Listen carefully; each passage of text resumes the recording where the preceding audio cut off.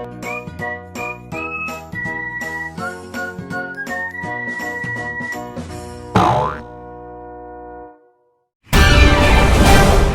everyone, my name is Nattarika and welcome you guys to IML show, the show that will find the only one who will be representative of Thailand. For today, the topic is e-custom. E-custom was implemented on 1st January 2007. The e-custom system developed by Thai Custom to facilitate and process all commercial goods imported into Thailand. It is widely recognized as one of the most sophisticated and integrated business-oriented systems. The e-custom system significantly cuts the cost and reduces the paperwork requirements for both custom and legal trading community. And come to this round, we have only 4 computers left. Are you ready for the question? Okay, the first question is: what is the current situation of e-custom in Thailand? I want to answer. For the current situation in Thailand, the Custom Department in Thailand developed roles and duties from the original which focused on taxation of goods imported and exported outside the kingdom to focus on the development of international trade which facilitates trade and protect society.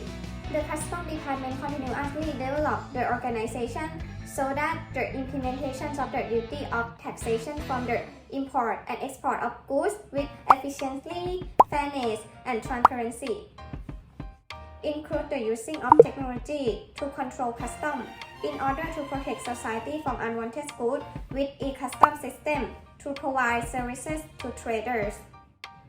In order to facilitate trade with custom, procedures that are simple, convenient, fast, importers and exporters do not have to travel to contract the document with custom officials. Data can be produced by import or export machine system by yourself, and data can be sent to the custom department nationwide, of course, 24 hours a day without holidays, which is very convenient than the past.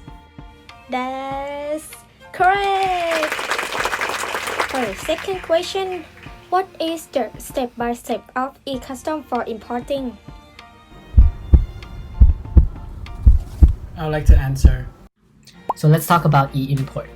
How does e-import work? For first user, you need to register with the Thai Customs. After you order any goods that's shipped from international and reaching Thailand, the agent or carrier would provide the Thai Custom with a document which are called card manifest. So the next process that you need to do is you need to prepare an import declaration. So there's a lot of documents needed for this process, which I will talk about later. So when you have prepared all these documents, you just send it to the system of the e-custom. They would compare your document with the document that they receive from the agent, whether if they match. The information that they would be focusing on would be the weight, the dimension, the value of the goods, what is inside, also when it arrived and when it was shipped. So these are all the factors that they would be focusing on. Next, if there are any tax that you need to pay for importing these goods, they would also declare it to you, and the payment method is up to you. Next, they would check whether if your goods can be categorized into 3 categories. So there's green, there's red, and there's yellow. So for the green category, you can just take it. You can just go to the custom and you can just receive your goods.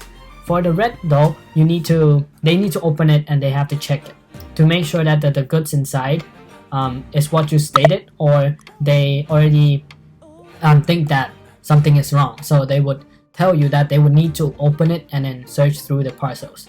For the yellow category is that you need to meet with one of their employees, which they would check the parcels, or their special requests or any other things that allows you to take it with you, even though the parcel needs to be checked. So this you would need to set an appointment with the employees and then have talked to them, and then they would allow you to take it out.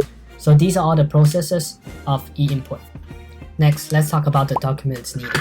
So first of all, you need an invoice, which describes all the parcels and other informations such as when it's coming, how much you paid, the value of the goods, the size of each individual parcels, and what is inside it. Next would be the bill of lading. So the bill of lading is for the ship's carrier. So they would have to describe the type, the quantity, and also the destination. Most of the time issued by the carrier to shipper.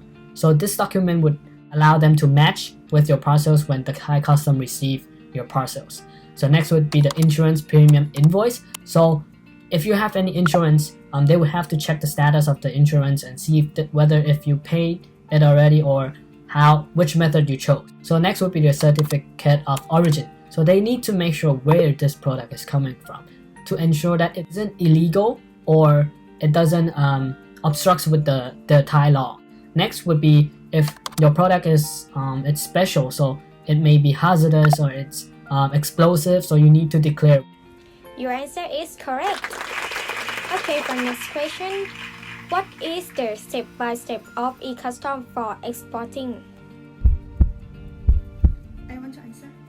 There are 5 steps of e-custom for exporting. The first step, register to use e-custom system. The exporter may proceed to register for the e-custom system, and company can choose to register with the system directly or to an agent.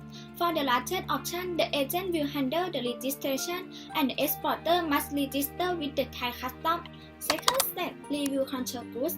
2 separate checks need to be made before goods are exported. Check need to be made for goods requiring an export permit and potential red line shipment. In this step, the exporter should prepare documents as follows. First, invoice. Second, package list. Next, export license, and the last, author relevant document. The third step, submission of verification of declaration. The exporter should submit an export declaration along with the invoice and cargo data to e-custom system. For the next step, payment of duty and tax. Not all goods require a duty to be paid. Some goods will be duty exempt goods. Export duty can be paid by 3 methods. First, payment at Custom Department of Port of Excess. Second, e-payment via the e-custom system. And the last, payment at a bank.